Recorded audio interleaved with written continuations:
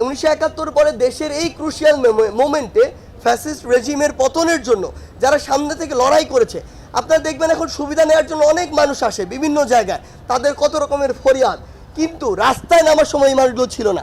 যারা রাস্তায় নেমেছিল, যারা বুক পেতে দিয়েছিল, আজকে তারা হাসপাতালে। তাহলে আপনি রাষ্ট্রের যেই ডিসিশনই নেন না কেন, তাদের কথা আপনার মাথায় রাখতে হবে। আরেকটি বিষয়, আমরা অনেকজন ভাই বোনকে দেখেছি এখানে যারা তাদের ফ্যামিলির একমাত্র উপার্জনক্ষম, তারা তাদের দুইটি চোখ হারিয়েছে, একটি চোখ হারিয়েছে। এই মানুষগুলোর উপার্জনটি করবে কিভাবে? এই মানুষগুলো তাদের পরিবারটি চলবে কিভাবে?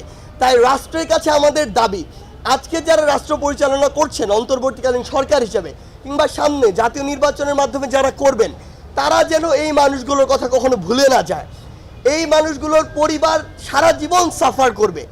আজকে এখন বা সামনে যারা সরকার হবে, তাদের এটি হওয়ার পিছনে সবচেয়ে বড় কারিগর কিন্তু এই মানুষগুলো। তাই তাদের